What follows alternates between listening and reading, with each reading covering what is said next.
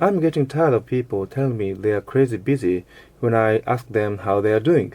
No kidding, it's become quite a cliched response. I guess we are supposed to be impressed. Apparently, but it doesn't want me.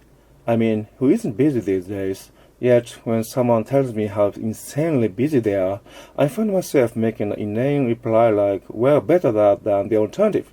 It seems we've fallen into the busy trap. In today's fast-paced, ultra-competitive business world, we are all running around like chickens with their heads cut off. Many people act as if they are complaining when they tell you how busy they are, but they are really boasting, as if being busy were a badge of honor. Yes, and the irony with those complainers is that their business is usually self-imposed. They've taken an excessive workload voluntarily out of their own ambition or anxiety. When you get right down to it, they've addicted to business and dread the prospect of not having something to do. I'm as guilty as the next person in that regard. Now that I think about it, I tell people how busy I am just to show my dedication to my work and family. I guess being busy and not having a minute to spare is how I try to make myself feel important. This business has gotten so bad that even my sister's kids complain about being run off their feet. And they are only in grade school. Now that's what I call crazy. What on earth is taking up all their time? Oh, the usual ballet and piano lessons, the badminton and soccer teams, not to mention worlds of homework. They are just as frazzled as we grown-ups are. Poor tacks. When I was their age, my friends and I did basically whatever we wanted after school until my moms called us home for dinner. Nowadays, people would say we were just goofing off. But to my mind, our hours of play were a precious part of our childhood. We learned as much through fun and games as we did in school. And just lazing around can be highly productive as well.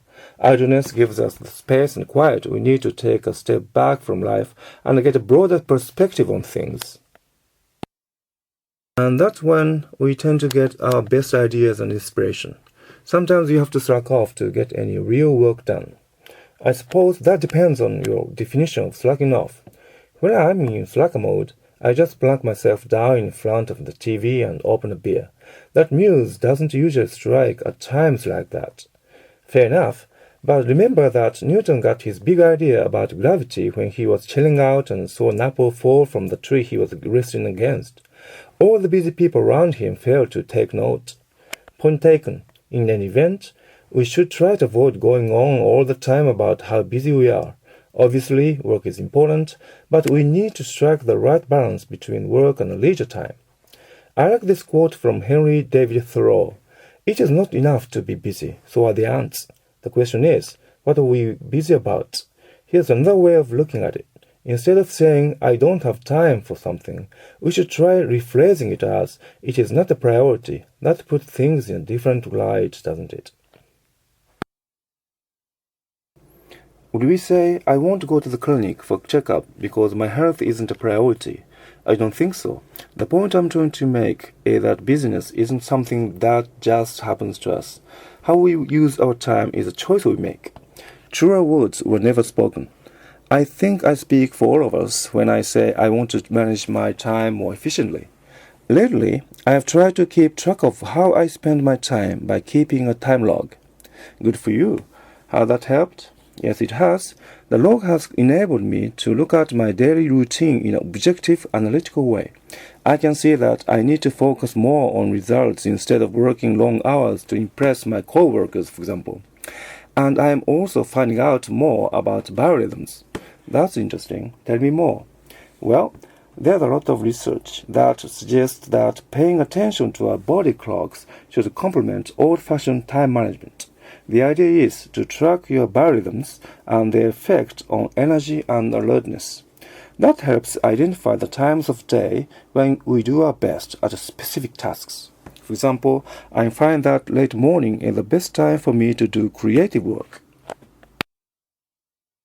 That sounds like a sensible approach. In my case, I'm trying to cut down on the time I spend reading in the course of my work. I'm one of those people who tend to become totally immersed in a text.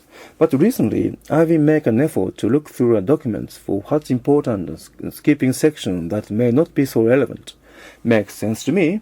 My problem is that I spend way too much time reading emails. You and me both. But I'm gradually learning not to reread my emails. My guiding principle lately is Ohio. Only handle it once. When I read an email, I decide whether I need to reply to it. If I do, I fire off a reply straight away. I'm making a conscious effort to write faster. I have found that I can trim the time I spend writing memos, reports, and other documents if I sketch an outline first and then write a rough first draft. Then I go back over what I've written to clean it up and make it presentable. You can waste a lot of time if you try to complete all the stages of writing process at once. Well, I'd love to continue this fascinating discussion, but the thing is, I'm a bit busy working on a presentation I have to give tomorrow morning.